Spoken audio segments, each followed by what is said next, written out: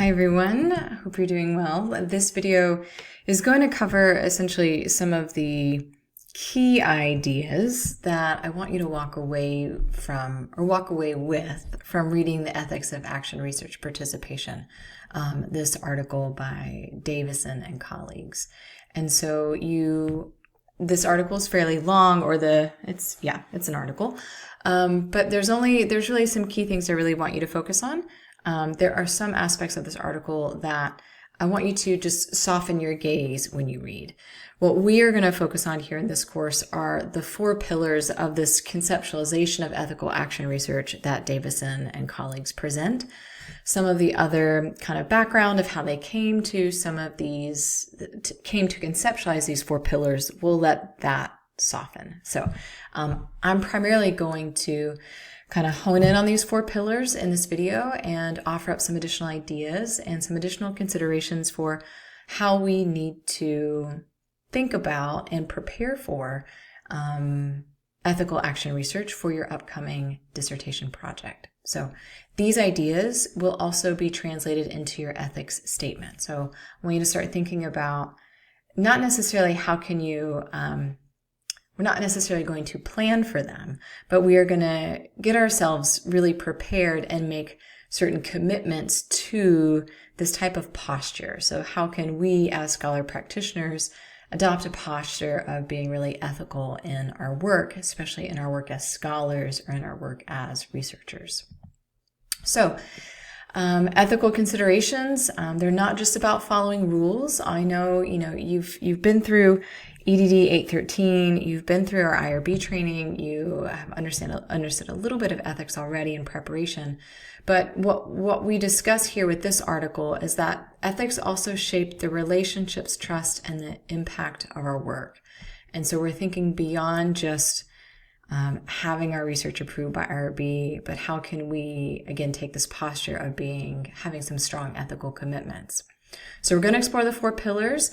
Some key reminders before we dive in. Remember that action research is deeply collaborative and situational, meaning that yes, you have your plan, but we all know that we can have a plan, and as soon as we get into the field, things might shift and change a little bit. That action research is in its essence really collaborative. You've been collaborating with stakeholders. You've been very user-centered and user-engaged, and so that's also coming alongside this work. It also involves actively working within a system. So sometimes that system is going to create boundaries for you and/or boundaries that you have to work around, and/or you have also kind of explored, does your system have certain ethical values, and how do your ethical values align with your system's, your organization's ethical values? We do consider ethics at every stage of our PDSA cycle. So planning, designing, doing, studying, and acting. It's this posture and the relationships that we make with our stakeholders as we're collaborating at all of these stages. All right. So the first pillar that the article talks about, that Davison and colleagues talk about, is ethics of collaboration. So we know that action research is deeply collaborative. So ethical action research depends on really meaningful collaboration. There's no coercion here. Participants should not just be subjects, but they are co-creators in the research process. And that's what takes this step toward action research, improvement science, when you are working within your organization and you're working with colleagues within your organization. That's what takes this a step beyond quote unquote traditional research. Traditional research, participants are objects, like human beings are objects. We even call them subjects. Action research, we see our participants as active partners, and those are very 2 different distinctions. And so that's a really important distinction to have as an ethical action researcher, this notion that our stakeholders, our participants, they're active partners with us in the research. Therefore, if partners feel unheard or excluded, they may resist findings, making change unsustainable. They might also resist participating. So this notion of how can you engage and try to foster a sense of a container for meaningful collaboration is going to be really important. For genuine collaboration, we want to acknowledge that participants and stakeholders are experts in their own experiences. If you're going to be interviewing folks or collecting surveys from people or questionnaires from people. You are trusting that they are offering up their responses really honestly, and you are assuming that they are the expert in their experience. You're not second guessing them. You're not over interpreting. Like, let people be the experts of their own experience, and hence why you might also be interviewing them. Sometimes we engage in interviews because we believe that they are the experts of their experience. And so if I'm really interested in what they were thinking or their perspectives, then I'm going to ask them. Ethical considerations also arise when collaboration is only surface level or when power dynamics limit true participation. You can imagine that if we're engaging in a research study where our participants are only acting at surface level, then we have some questions as to whether or not our research is maybe meaningful, or our findings are valid, or our findings are credible. Same thing with power dynamics. Strong power dynamics can limit true participation as well. I don't think I have to explain that too much, but hopefully you haven't been in a strong relationship professionally where there's a lot of power dynamics, but that can come up in our research studies too. Some examples of collaboration: co-designing research questions with participants rather than imposing predetermined ones. Now, depending on the way in which you are approaching your PDSA cycle, you already have some general inquiry questions. You have some general guides. But depending on how collaborative your project is, the way in which you might bring this notion or this kind of sentiment alongside you is in that PDSA cycle, in the plan stage, then you're actively collaborating with participants to kind of plan the next steps, or generating some of the questions, or generating the way you might go about collecting data or implementing your change. You can also hold regular check-ins with stakeholders to adapt research methods based on their feedback. And so consider, again, this idea of collaborating amongst your PDSA cycle. How can you continue to collaborate with your participants, with your stakeholders, to continue to make little refinements? Creating multiple avenues for participation to include diverse perspectives. Many of you have already done that. You've already designed your dissertation study to have multiple avenues for participation. Again, these are just a few examples that might speak to your dissertation project or not. The goal right now is not to think about redesigning your dissertation project. The goal is to think about where in your current dissertation project do these things already pop up, right? Some general guiding questions that you can ask yourself for thinking about ethics of collaboration, of thinking about your PDSA cycle. Where do you need to be intentional about ethical collaboration? Can you predict some muddy spots, some sticky spots?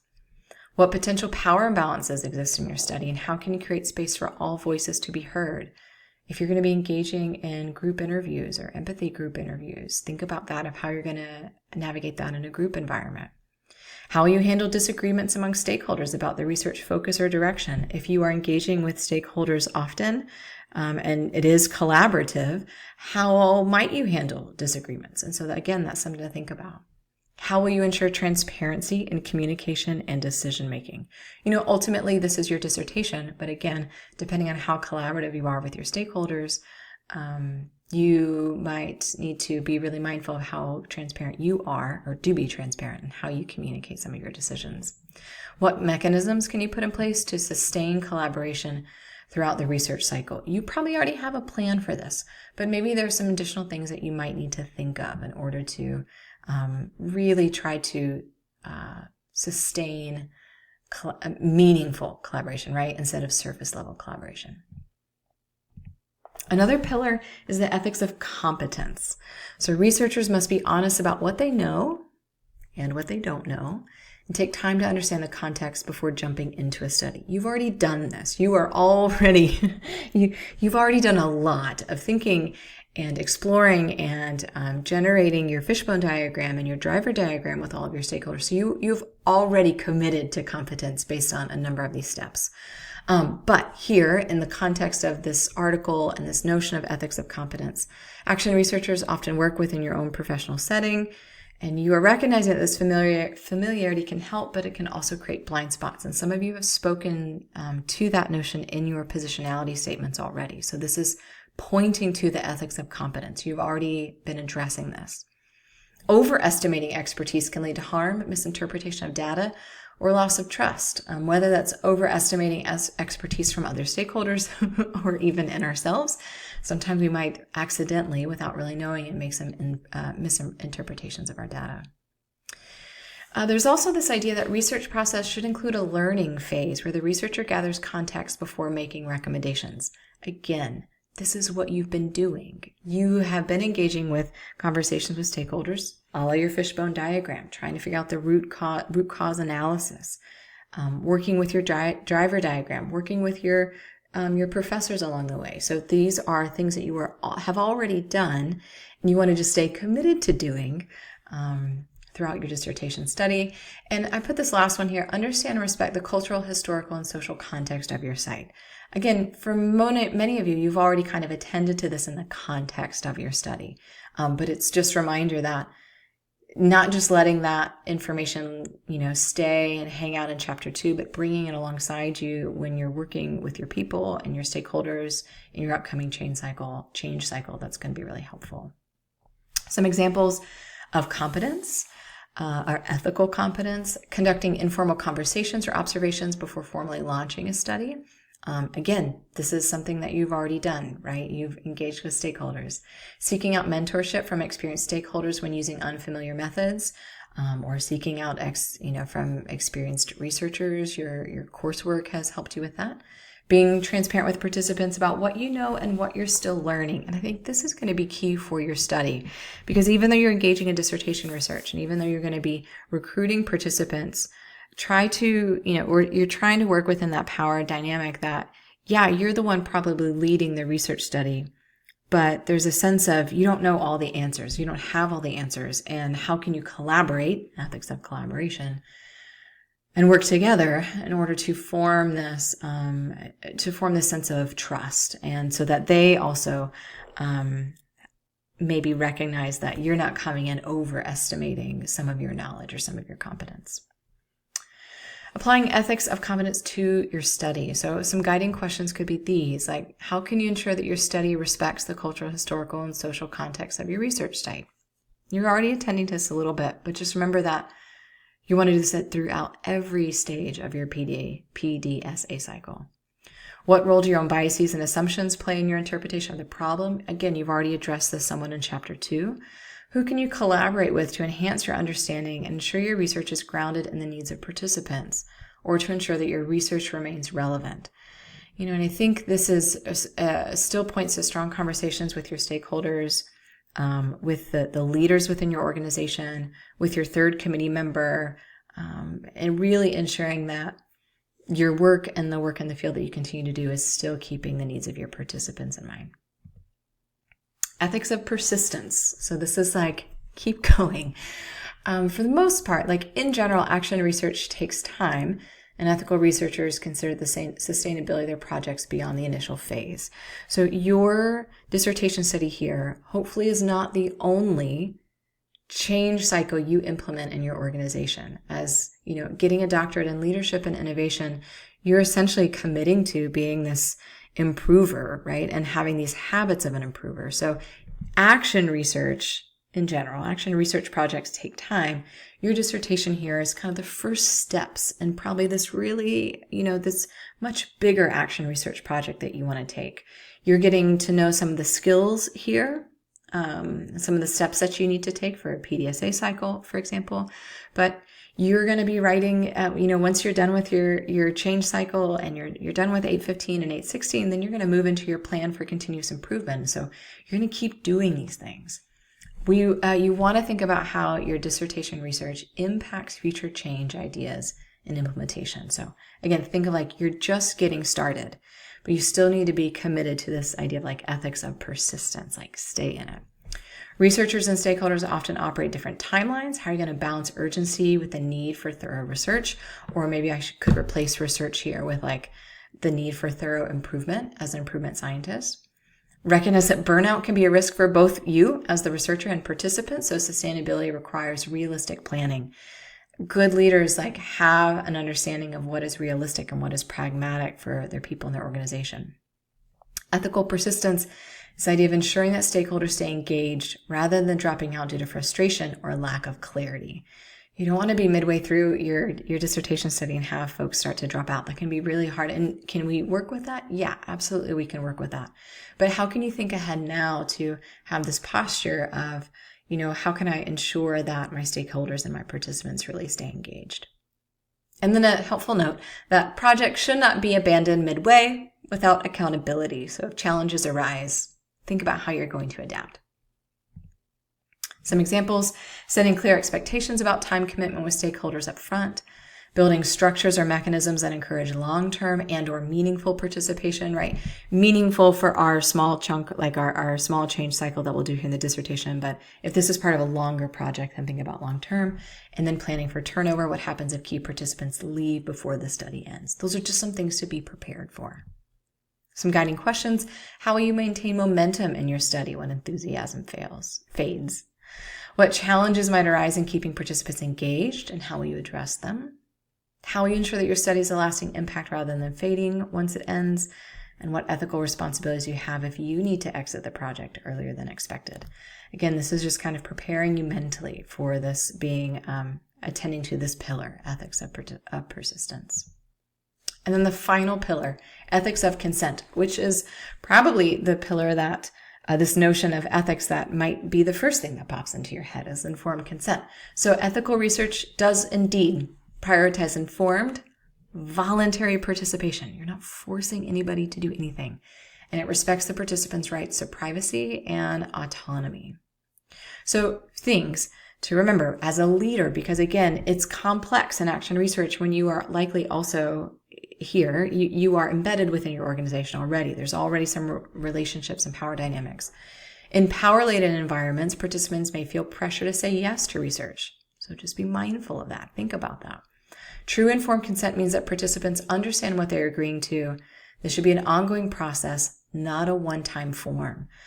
So if you're getting together at different times with your stakeholders, it's just this small moment of acknowledging that their participation is voluntary, and thanking them for their voluntary participation, helping them continue to understand, and or if you need to update it, like what they are agreeing to.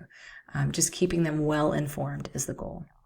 While anonymity is important, some participants may want their recognition for their contributions. Think about how you might navigate that. So some of you might have projects where you're naming people by their name. Others, you might have general descriptors. And so think about whether or not your participants also want to be named. One thing I often do in my projects is I ask, do you want to use a pseudonym or do you want to use your real name? And I give the participants the power to make that choice. Ethical consent also considers unintended consequences. Could participation put individuals at risk? For example, speaking out against workplace issues. Now, I imagine you've already thought about this because you've already been through your IRB, but again, it's just being mindful of how can you prepare yourself for perhaps a situation like that when you're deep into what needs to change next, and maybe a participant wants to make a suggestion but might feel a little hesitant to based on the power dynamics in the room. So again, just something to consider, or these are things that we do consider as part of ethics of consent. Some examples: providing multiple opportunities for participants to ask questions about the study before agreeing to participate. That can be helpful. Using plain language instead of legal jargon and consent forms. Creating opt-in rather than opt-out participation models. Many of you have already done this. You've already kind of attended to this as part of your IRB and as part of your research action plan. So I trust that all of you are already starting to think about these things here. So you're already committed to it. Some guiding questions: how you ensure that participants fully understand what they're agreeing to, what power dynamics might make it difficult for participants to say no. Again, these are things you've already thought of. How will you protect participant confidentiality, especially in smaller, close-knit groups, if that's necessary? Sometimes it's necessary, sometimes it's not. How will you handle cases where participants change their minds about being involved? And what special considerations are needed if your study involves vulnerable populations? Now, right now, this is just in general for ethics of consent, but for the most part, many of you are not necessarily engaging in studies that involve vulnerable populations. But as for all of your future work and the future PDSA cycles you might engage with, do consider to think about vulnerable populations. So to kind of wrap all this up, just a reminder that ethical action research is not just about checking a box. I know you've already been approved by IRB. you may be also approved by your organization. At some point, you'll be approved by your organization. And so it's not just those check boxes. It's about continuously reflecting on how you engage with your participants and your communities, like within your organization. Reminders that ethics should be revisited throughout the research process. Things are going to come up over time, so continue to hold these. Thinking about these now and kind of making these commitment statements is going to help prepare you perhaps for future scenarios. And that engaging in ethical action research does require humility, adaptability, and a commitment to shared learning. And even take notice of how these three values, humility, adaptability, and commitment to shared learning, help to, as best as possible, like level the playing fields with power dynamics. By thinking critically about collaboration, competence, persistence, and consent, we can create research that's both impactful and responsible. So as you prepare to actually engage in your study, these are some things you want to think about. Some of these are commitments you've already made because of coursework and because of IRB and because of all these other things you planned for. And some of these are ideas that you still need to think about, or you still need to just be mindful of, you need to prepare for. So these are the 4 pillars that we'll use to draft our commitment statement, to kind of make this proclamation about who we are as ethical scholar practitioners.